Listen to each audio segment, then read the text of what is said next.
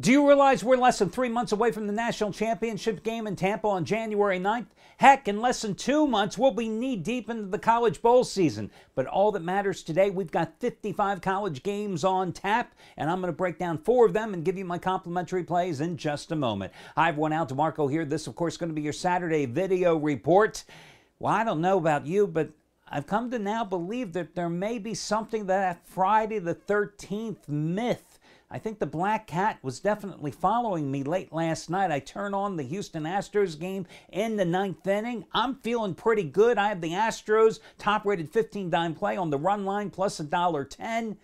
And then Greg Bird, 2 outs, 1 strike, boom, hits that damn home run, the 5th hit of the game for the Yankees, and so much for that run line win. But hey, at least I didn't bet Clemson last night. Oh my gosh, how about Syracuse last night? Definitely showing that Clemson defense that I was bragging about in yesterday's video report, not exactly invincible. How about quarterback Eric Dungy spearheading that 414-yard offensive attack for the Orange last night? 20 for 32, 278 yards, 3 touchdowns, 21 carries, another 61 yards on the ground. So much for Clemson. Is that going to be a forecast of things to come for this Saturday card? Are we going to see a lot of upsets today, even though we don't have any in top 25 matchups going? Who knows? But let me talk about Saturday. A couple of big handicapper plays going today, quickly to make you aware of. Trace Adams, who is off to the best start of all the handicappers at the site here in football, college and pro combined. Today, the 4th ever 2,500-star college football release of his career. Now, he is one of the charter members of the sites, which I began a little over 15 years ago. Today, the 4th ever 2,500-star play of his career in college football. Normally, a 1,000-star play is his top-rated release. He has those raised the bar 1,500-star plays, of which he's won 12 out of 16. Thursday night, had his second 2,000-star double your wager NFL play of the season. Week 4 was his first. Remember, Texans beating up the Tennessee Titans by 300 and some points. Thursday night, number 2. Eagles outright at Carolina. Today, 4th ever 2,500-star play in 15-plus years in college football. It's his revenge game of the year. Just like all those 1,500-star plays. Just like the 2,000-star winner on the Eagles the other night. You're going to get it for over half price off simply by using the coupon code TRACE, his first name. How easy is that? And also, the other big play that is going today, Shawn Michaels, who joined this site, I looked it up, January 20th, 2008. Today, the first ever 150-dime college football play he's ever had. Now, Shawn Michaels, over the past 6+ years, is the winningest football handicapper here at the site. NFL and college football combined, making $10 bettors a little over $21,000. He's 2 for 2 with his college football plays. Each of the past 2 Saturdays, he's had his normal 100-dime releases. 2 Saturdays ago, UNLV 41-13 over San Jose State. Last Saturday, Colorado State 27-14 over Utah State. You got them both for over half price off. Today, first ever 150-dime college football release, and it's his mismatch of the year. It's one of your late West Coast games. You can get it for over half price off simply by using the coupon code Sean, his first name. Oh, no, I'm sorry. It's actually, I think the coupon code is actually 150 dimes. 150 dimes. Check it out. It's over on the homepage. And of course, this being Saturday, you also know the deal there. Each and every Saturday, there's a money-saving discount coupon code that can potentially save you hundreds of dollars off your total purchase price. That coupon code is 24%, 24%, It's a one-time usage coupon, but it's a mix-and-match coupon. It's good for any combination of handicappers' picks and or packages. The only stipulation, you've got to put everything in your shopping cart at one time to maximize your savings. And should you ever have any questions, you can always contact customer service. That's what they're there for. You like that? Said that in like 37 seconds. Let's get to your complimentary plays. I'm going to start with your ACC contest on Tobacco Road in Chapel Hill specifically, where Virginia is a 3.5-point favorite at North Carolina. Now, the Tar Heels have absolutely owned this series. They have won 7 straight in the series. 6 of those 7 wins by double-digit margins. But I'll tell you what, Virginia is the team that's winning this year, not UNC, because you know at UNC they're so worried about having not only students but student athletes managing to pass all those substandard courses. Okay, so we continue. Cavaliers, of course, coming off a 28-21 home upset of Duke in their last game. Their defense held Blue Devils to just 255 total yards in that contest. Now, their only road game of the season, an impressive one. They went to Boise State on the blue turf. They were a 13.5-point underdog, and they won 42-23. They're 4-1 on the season. They've won 3 straight games. Now, Virginia, last Saturday at home, they took on Notre Dame. Tar Heels, only 265 total yards offensively, 8 3-and-outs in that contest. Defense, they didn't play any. They gave up 487 yards. They gave up 341 yards on the ground. And remember, Notre Dame's starting quarterback didn't play. And Notre Dame's leading rusher, Josh Adams, he only played part of the game, only had 13 carries. That was their 3rd straight loss. And the Tar Heels' previous losses, they lost 33-7 at Georgia Tech, 27-7 at Duke. They're 1-5 on the season. Their only win came against Old Dominion. Their defense has allowed at least 27 points in every single loss. They've only scored offensively 34 points in their last 3 games. Now, the straight-up winner has covered in every single North Carolina game this season.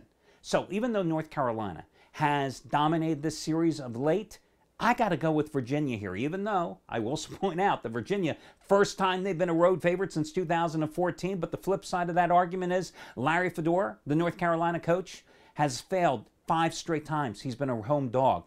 And I just can't get that enthused about backing a North Carolina team that's allowing 33 points and 470 yards a game defensively. So, again, in this situation where Virginia is a 3.5-point favorite, I'm absolutely buying down the half point, as I always tell you, when that line crosses 3, 4, 7, and sometimes 10 points. So in this case, if that line's anywhere between 3 and 4.5, I am buying down the half point on Virginia. I don't often advocate laying, monster points. But in Central Florida's case, I'm going to make an exception. Now, earlier this week, Central Florida was a 34.5-point favorite against East Carolina. The line is now 36.5 points. Listen, it could be 46.5 points, and I probably still tell you to take Central Florida. Why not? Last week, Central Florida was at Cincinnati. The game was called prior to the start of the 4th quarter because of inclement weather. The way that game was playing, Cincinnati was probably wishing it would have been called at halftime. Maybe in the 2nd quarter they wished it had been called. Because at the time, the Knights were up 51-23 and had scored on every single one of their 8 possessions. They were a 15-point favorite. They won 51-23. They had 515 total yards in 3 quarters. Their quarterback, Mackenzie Milton, 16 of 19 for 374 yards and 5 touchdowns. They won their previous games 40-13 at home as a 5-point chalk when they beat up Memphis. They won 38-10 at Maryland, 61-17 at home against Florida International. Now the Pirates, that's East Carolina, they're coming off a 34-10 home loss to Temple. My Temple Owls had scored more than 16 points in just one of their first 5 games this season. And that was against UMass, which doesn't say much. East Carolina's offensive line is beaten up and battered. They've got their starting center and 2 guards, both questionable for this game. Their quarterback was sacked 4 times in last week's loss by the Owls, okay? Their defense has allowed 50.6 points in their 5 games against Division I foes. UCF, the Knights are averaging a nation-best 47.5 points a game. East Carolina, 2-13-1 against the spread their last 16 games on the big board. Now, last year, UCF won 47-29 as a 3.5-point road dog. This is their homecoming, right? Here's your little Jeopardy quiz here for you in case you're on next week and Alex Trebek hits you with the question. Name me the 3 teams that are in top 11 in this country in both scoring offense and scoring defense. Well, Central Florida is one of them. That's your tip-off. The other 2, Alabama and Washington, which means the Knights are in pretty damn good company, and I'm going to go with them here and laying the big number because why not?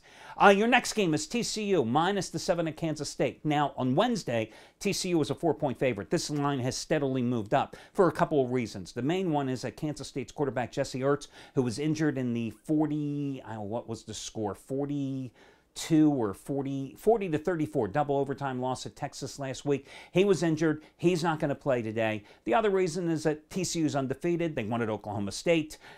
They won at Arkansas. They're rolling, and this Kansas State team hasn't been able to stop anybody defensively, right? That's the other problem. So this game has moved up to 7. In this case, I'm definitely buying down the half point on the Wildcat or the Horned Frogs in this particular case. With Jesse Ertz out, the Wildcats are going to start a sophomore, Alex Delton, who acquitted himself nicely in rallying the Wildcats and forcing overtime in Austin against the Longhorns last week. 12 carries, 79 yards, 2 for 5 for 30 yards passing. But listen, this guy's more of a runner. And I don't know how successful he's going to be running against a TCU defense that is very strong. I mean, they're number 1 in the Big 12 in rushing defense, allowing just 104 yards a game. They're 4th overall in the conference in total defense. Offensively, this TCU team is very well balanced, averaging 220 yards rushing, 259 yards passing, with Kenny Hill being very consistent so far. It's a big revenge game. Gary Patterson, of course, a Kansas State alum. Last year in Fort Worth, TCU got hammered by Kansas State. And I understand that TCU last week did not play well. They were at home. They needed to score with about 3 minutes to play in order to beat West Virginia, and the Mountaineers accumulated 508 yards of total offense against a TCU defense. 366 of them came through the air. But listen, West Virginia is a potent offensive team. We aren't confusing West Virginia and Kansas State's offense, especially with Kansas State now playing at second-string quarterback. I can see why a lot of people think that this could be a trap game. Those same people probably thought last Saturday night, Washington State and Oregon, when Oregon had its backup quarterback in there, that was a trap game. How did that turn out? I think TCU is to play here in this contest. Once again, TCU impressed the hell out of me when I bet against them, and I thought Oklahoma State would take care of them in Stillwater, and they went in and they throttled the Cowboys. So I like TCU in this spot. Your final complimentary play, it's one of your late night games, and it's the Mountain West showdown between San Diego State and Boise State. Now, hard to believe that these two, even though they're in the same conference, have not played since 2014 because of the division alignments. Earlier in the week, it was a solid 7-point line. It's now down to 6.5 with San Diego State, the obvious favorite here.